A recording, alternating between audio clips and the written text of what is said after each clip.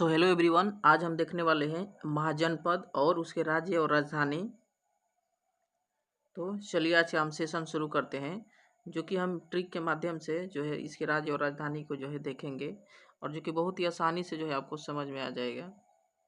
चलिए हम आज का जो है सेशन जो है शुरू करते हैं।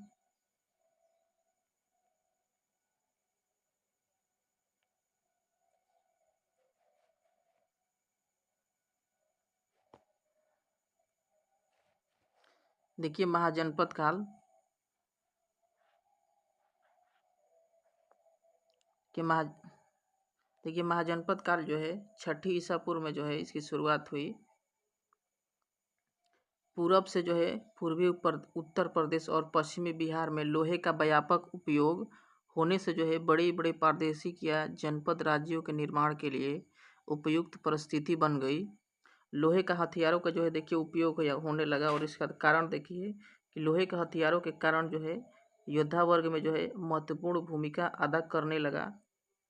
दूसरा देखेंगे कि खेती के लिए नए औजारों और उपकरणों से जो है किसान अपनी आवश्यकता से अधिक जो है अनाज पैदा करने लगे। इस अधिशेष में अनाज कहते हैं। अब अब राजा अपने सैनिक और प्रशासनिक परियोजना के लिए इसे अतिरिक्त अनाज का जो है एकत्रित कर सकता था। उसके बाद देखते हैं तीसरे नंबर, लोगों की जो पहले निष्ठा अपने जन या कबीले के प्रति थी वह अब अपने जनपद या महाजनपद के प्रति हो गई। इस प्रकार हम देखेंगे कि लोहे का उपयोग हुआ सर्वप्रथम। उसके बाद जो है कृषि में जो है विकास हुआ, लोहे का जो है औजार बना। उसके बाद जो है अधिशेष उत्पादन होने लगा और उसके बाद देखिए कि महाजनपद का जो है उदय हुआ। आगे देखते हैं।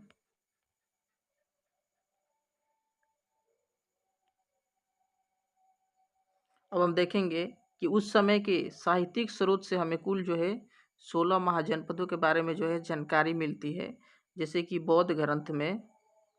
और बौद्ध ग्रंथ का जो है उस समय का जो है साहित्यिक स्रोत जो है बौद्ध ग्रंथ जो है अंगुत्तर निकाय में जो है, और जैन ग्रंथ का जो है भगवती सूत्र से जो है हमें जो है 16 महाजनपद का जो है वर्णन मिलता है।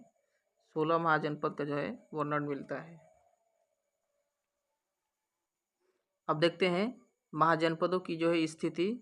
तो वर्तमान समय में 16 महाजनपदों की स्थिति, जैसे कि उत्तर प्रदेश में 8 महाजनपद पाए गए हैं, बिहार में जो है 3 महाजनपद पाए गए हैं, राजस्थान में 1 महाजनपद पाए गए हैं, मध्य प्रदेश में 1 महाजनपद, दक्षिण भारत में जो है 1 महाजनपद, भारत के बाहर जो है 2 महाजनपद जो है पाए गए हैं। अब देखते हैं महाजनपद काल। तो सबसे पहले देखिए कबीला छोटा होता था, बहुत सारे कबीले मिलकर जो है ग्राम बने, ग्राम से जो है जन बने और जन से जो है जनपद बने और जनपद से जो है महाजनपद बने। उसी प्रकार आप देख सकते हैं कि कबीला, बहुत सारे कबीला मिलकर जो है ग्राम का जो है निर्माण किया, बहुत सारे जो है ग्राम मिलकर जो है जन का निर्माण किया और बहुत सारे जन मिलकर जो है जनपद का निर्माण किया और बहुत सारे जनपद जो है मिलकर जो है महाजनपद का जो है निर्माण किया। कबीला जो कि सबसे छोटा समूह होता था, उसके बाद जो है ग्राम होता था, उसके बाद जन होता था, उसके बाद जो है जनपद होता था और उसके बाद जो है महाजनपद होता था।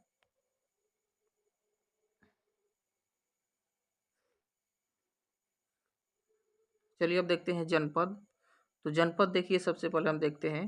तो देखिए इसमें सबसे बड़ा जो है मगध महाजनपद हुआ करता था उस समय।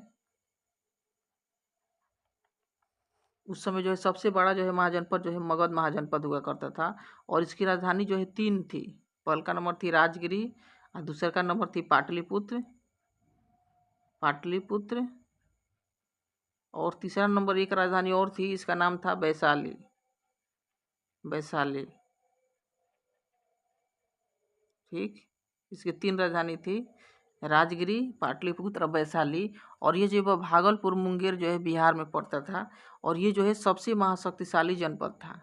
देखिए राजगिरी को राजधानी जो है बिम्बिसार ने, जो कि हर्यक वंश का शासक बिम्बिसार जो कि इसको अपनी राजधानी बनाता है, जो कि 544 ईसा पूर्व में जो है मगध की जो है गद्दी पर जो है बैठता है। 544 बीसी में जो है मगध की गद्दी पर बैठता है। उसके बाद आता है इसका पुत्र आता है उदयन, नहीं, अजातशत्रु का पुत्र आता है उदयन। उदयन जो क्या करता है कि पाटलिपुत्र को जो है अपना राजधानी बनाता है। उसके बाद आता है शिशुनाग, जो कि शिशुनाग वंश का शासक होता है, और ये जो है अब वैशाली को जो है अपनी राजधानी बनाता है। लेकिन पुनः कालाशोक पाटलिपुत्र वैशाली से अपनी राजधानी पाटलिपुत्र स्थानांतरित कर देता है। चलिए अब हम जानते हैं इसका ट्रिक याद करने का। देखिए मगध को याद करने के लिए आसान सा ट्रिक है कि मगध का राजपुत्र वैशाली का युद्ध जीतने में बिजी है। देखिए जैसे राज से हो जाएगा राजगिरी, पुत्र से हो जाएगा पाटलिपुत्र, और वैशाली से हो जाएगा वैशाली। तो इसको हम याद रखेंगे कि मगध का जो है राजपुत्र वैशाली का युद्ध जीतने में बिजी है। चलिए अब दूसरा हम महाजनपद देखते हैं। और ये मगध जो है उस समय जो है सबसे शक्तिशाली जनपद था, और ये गंगा और सोन नदी से जो है घिरा था। उसके बाद दूसरा हम देखते हैं अंग की राजधानी क्या है? चंपा है, और ये जो है ये भी पटना गया जो है बिहार में पड़ता है। तो हम देखेंगे कि चंपा एक लड़की का नाम है। तो चंपा जैसे ही आंगन में जो है क्या करती है? आंगन में जो है डांस करती है। तो जो कि शरीर में जो है अंग में जो है चंपी होने लगती है। चंपा जैसे ही डांस करती है आंगन में, तो अंग में जो है चंपी होने लगती है।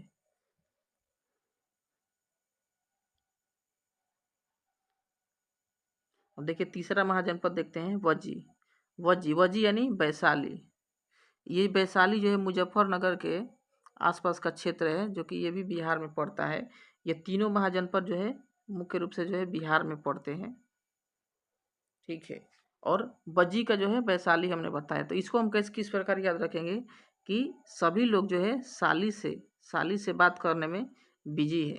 तो वैशाली का हो जाएगा वज्जी। अब हम यहाँ पर देखते हैं इसका मुख्य पॉइंट आपको सभी को याद रखना है कि 8 जनपदों का एक संघ था। वो था क्या? वो वज्जी था। 8 महाजनपदों का संघ था, और जिसमें से प्रमुख जनपद था लिच्छवी। ऐतिहासिक प्रमाणों के अनुसार लिच्छवी में ही विश्व का सबसे पहला गणतंत्र यानी रिपब्लिक स्थापित किया गया था। चलिए आगे हम देखते हैं।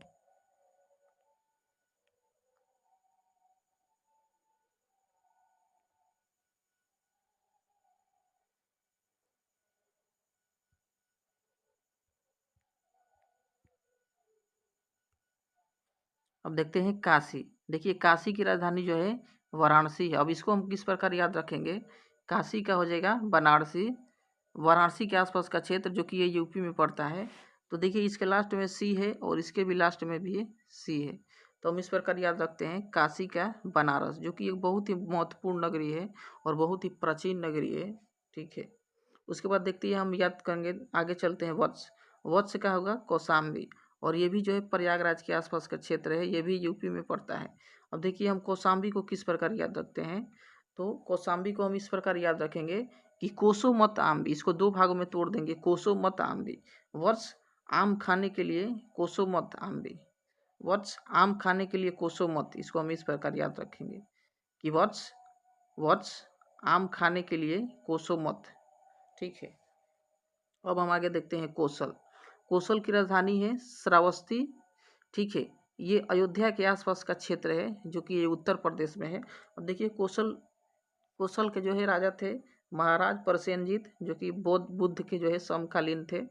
अब कौशल को देखिए, कौशल मतलब देखिए क्या होता है? कौशल मतलब होता है टैलेंट। कौशल मतलब होता है टैलेंट, और जो कि और जिसके पास जो है टैलेंट होगा वो जो है अपनी जो है शहर जो है बस्ती में बसा लेगा। देखिए इस प्रकार हम इसको श्रावस्ती को 2 भागों में तोड़ देंगे, शहर और बस्ती। तो कौशल देखिए, कौशल मतलब होता है टैलेंट, और जिसमें टैलेंट होगा वो जो है शहर में जो है बस्ती। कौशल मतलब टैलेंट, और जिसमें टैलेंट होगा वो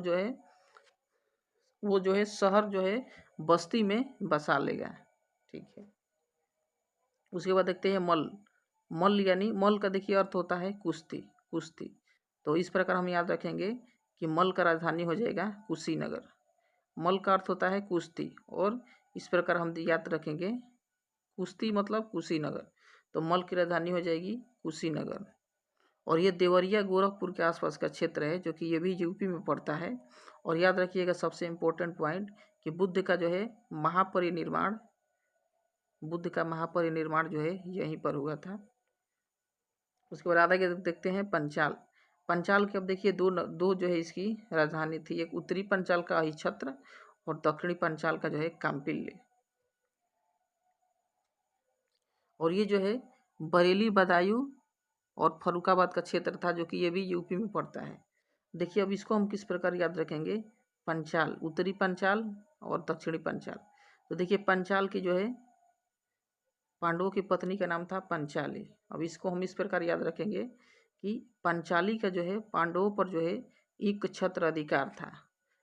एक छत्र अधिकार यानी एक छत्र से हम याद रखेंगे अहिछत्र, और एक छत्र अधिकार था तो जो है लोग जो है कांपते थे यानी काम्पिल्य। तो इस प्रकार हम याद रखेंगे कि पंचाली का जो है पांडवों पर एक छत्र अधिकार था जिससे लोग कांपते थे। ठीक है, तो एक छत्र अधिकार था तो उत्तरी पंचाल का अहिछत्र हो जाएगा और दक्षिणी पंचाल का काम्पिल्य, तो लोग कांपते थे। उसके बाद आते हैं चेदी। चेदी का देखिए राजधानी है शक्तिमती और ये बुंदेलखंड ये भी यूपी में पड़ता है। तो चेदी को हम किस प्रकार याद रखते हैं, चेदी यानी छेदी। छेद कौन करेगा, जिसमें शक्ति होगी वही छेद करेगा। ठीक है, चलिए आगे देखते हैं सूरसेन। सूरसेन की राजधानी मथुरा है जो कि मथुरा यूपी में ये पड़ती है। तो सूर के सेन को हम किस प्रकार याद रखे हैं कि सूरसेन की जो है आवाज़ बहुत ही मधुर है, मधुर से याद रखेंगे मथुरा। सूरसेन की आवाज़ बहुत ही मधुर है और मथुरा जो है यूपी में पड़ती है। उसके बाद देखते हैं अवंती।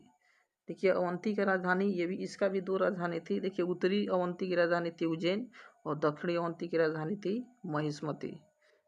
और ये जो है मालवा का क्षेत्र जो है ये कि जो है एमपी में पड़ता है, मध्य प्रदेश में पड़ता है। तो इसको देखिए बाहुबली में जो है महिष्मती साम्राज्य आपने देखा होगा, तो ये वही महिष्मती साम्राज्य है। तो इसको याद रखेंगे, अवंती और उत्तरी अवंती का उज्जैन और दक्षिणी अवंती का जो है महिष्मती। चलिए आगे देखते हैं।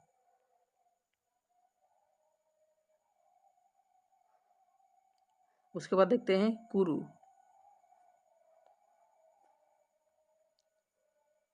उसके बाद देखते हैं कुरु।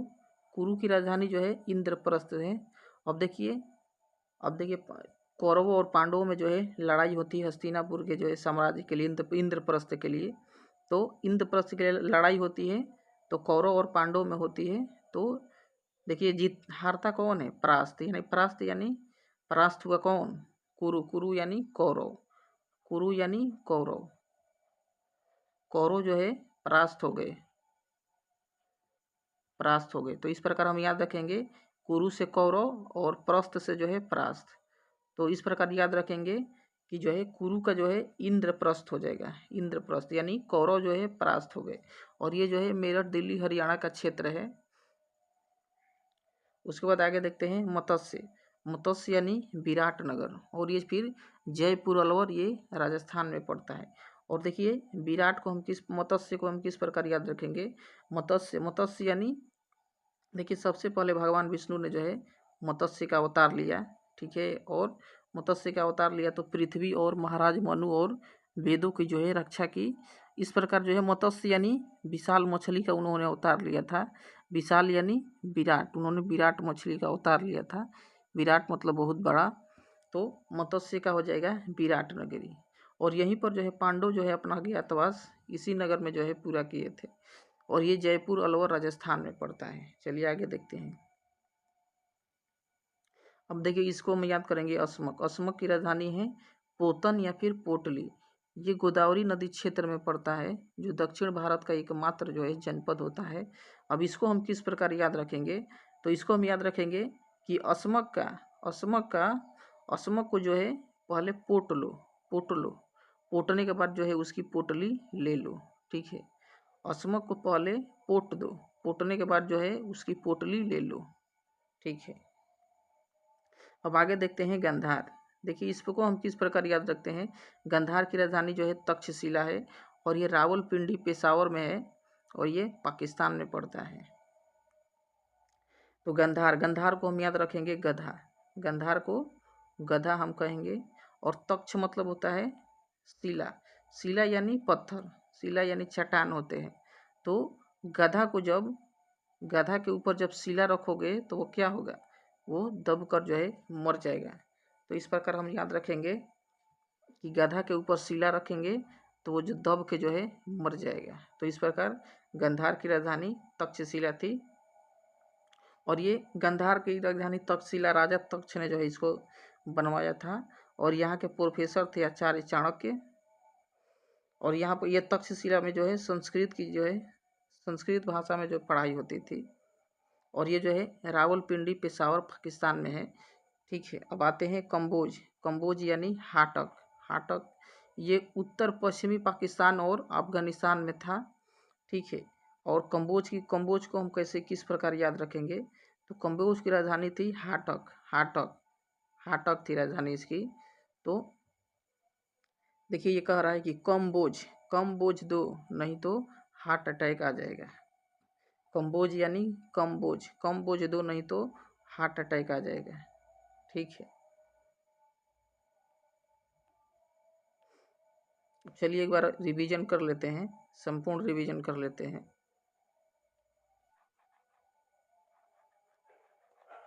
देखिए हम सबसे पहले गंधार को देखेंगे। गंधार की राजधानी तक्षशिला है और इसको हम याद रखेंगे, ये पेशावर पाकिस्तान में पड़ता है। और इसको हम किस प्रकार याद रखेंगे कि गधा, गंधार को हमने बोला था गधा, गधा यानी शिला, शिला, शिला यानी पत्थर, गधा के ऊपर जो है शिला यानी पत्थर हम रख देंगे तो वो क्या होगा, वो दबकर मर जाएगा। यानी गधे के ऊपर शिला हम रखेंगे तो वो दब के मर जाएगा। उसके बाद देखते हैं कंबोज, कंबोज यानी हाटक, ये जो है पाकिस्तान में पड़ता है। और इसको हम किस प्रकार याद रखेंगे कि कम बोझ, कम बोझ दो नहीं तो हार्ट अटैक आ जाएगा। तीसरा हमने देखा था मत्स्य, मत्स्य यानी विराटनगर, ये जो है राजस्थान में पड़ता है। और इसको हमने किस प्रकार देखा था कि मत्स्य यानी विराट, भगवान जो है विष्णु ने जो है पहला जो है अवतार लिया था मत्स्य अवतार, और मछली का अवतार था। तो मछली बहुत ही बड़ा थी, तो मत्स्य बड़ा यानी विराट थी। तो मत्स्य की राजधानी विराट थी। पांडवों ने ही जो है अपना यहाँ पर अज्ञातवास बिताया था। उसके बाद हम देखते हैं कुरु, कुरु यानी इंद्रप्रस्थ, इसको हम किस प्रकार याद रखे थे कि जो है इंद्रप्रस्थ के लिए जो है लड़ाई हुई थी, तो कौरव और पांडव के बीच में हुई थी। तो इंद्रप्रस्थ, कौरव, कुरु से में याद रखेंगे कौरव और प्रस्थ से याद रखेंगे परास्त। तो कौरव की जो है परास्त हुई थी। तो इस प्रकार हम कुरु को जो है इंद्रप्रस्थ रखेंगे। ठीक है, ये दिल्ली हरियाणा का क्षेत्र है।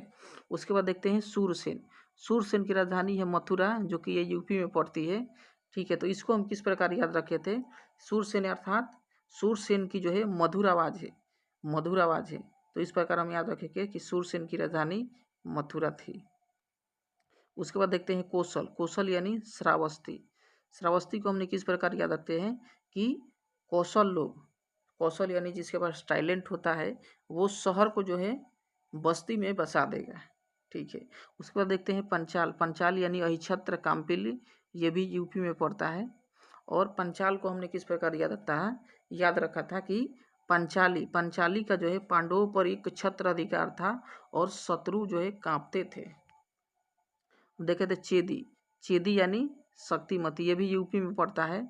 और चेदी को हमने किस प्रकार याद रखता था कि चेदी यानी छेदी, यानी छेद कौन करेगा, तो जिसमें शक्ति होगी वही छेद करेगा। उसके बाद हमने याद रखा था वर्ष, वर्ष यानी कौशाम्बी, ये भी यूपी में पड़ता है। तो इसको हमने किस प्रकार याद रखा था, वर्ष, वर्ष को हमने कौशाम्बी को जो है दो भागों में तोड़ दिया था कि कोसोमत आम्बी, कोसोमत आम्बी, यानी वर्ष आम खाने के लिए कोसोमत। ठीक है, उसके बाद हमने काशी को देखा था, काशी जो कि बहुत ही प्राचीन नगरी है, काशी यानी इसकी राजधानी हो जाएगी वाराणसी। उसके बाद हमने देखा था मल, मल का अर्थात होता है कुश्ती, तो कुश्ती यानी कुशीनगर, मल का हो जाएगा कुशीनगर, ये भी यूपी में पड़ता है। उसके बाद हमने देखा था अस्मक, अस्मक यानी पोतन या फिर पोटली, ये भी महाराष्ट्र में पड़ता है। ठीक है, ये दक्षिण भारत का एकमात्र महाजनपद था। तो अस्मक को हमने किस प्रकार याद रखा था कि अस्मक को पोट लो और उसकी पोटली ले लो। उसके बाद हमने देखा था अवंती, अवंती की राजधानी थी उज्जैन, जो कि उत्तरी राजधानी उज्जैन थी और दक्षिणी राजधानी महिष्मती थी, जो कि ये मध्य प्रदेश में है। उसके बाद हमने देखा था वज्जी। वज्जी यानी वैशाली। वैशाली यानी ये बिहार में पड़ता था। और वज्जी, वज्जी यानी वैशाली। वैशाली को हम किस प्रकार याद रखे थे कि साली से, लोग जो है अपनी साली से बात करने में बिजी हैं। आगे देखते हैं अंग। अंग की राजधानी थी चंपा, जो कि ये भी बिहार में पड़ती थी। ये भागलपुर मुंगेर बिहार में पड़ती थी। तो हमने चंपा को हमने याद रखा था कि चंपा एक लड़की का नाम है और वो आंगन में डांस करती है, तो अंग में जो है क्या होता है, अंग में जो है चंपी होने लगती है। अब उसके बाद देखे थे मगध। मगध की राजधानी 3 थी, हमने बताया था। पहला हो गया राजगिरी, दूसरा हो जाएगा पाटलिपुत्र और तीसरा हो जाएगा वैशाली। तो इसको हमने याद रखा था कि मगध का राजपुत्र वैशाली का युद्ध जीतने में बिजी है। और जैसे कि राज से हो जाएगा राजगिरी, पुत्र से हो जाएगा पाटलिपुत्र, वैशाली से हो जाएगा वैशाली। और ये भी जो है बिहार में पड़ता है। और ये जो है गंगा और सोन नदी से जो है घिरा था। और मगध जो है उस समय का जो है सबसे शक्तिशाली महाजनपद हुआ करता था। ठीक है। और तो चलिए आज का सेशन हम यहीं पर रखते हैं। उम्मीद करता हूँ कि आपको जो ये सेशन अच्छा लगा होगा। और सेशन अच्छा लगा हो तो हमारे चैनल को जो है सब्सक्राइब कीजिए और लाइक कीजिए और हमें फॉलो कीजिए। जय हिंद।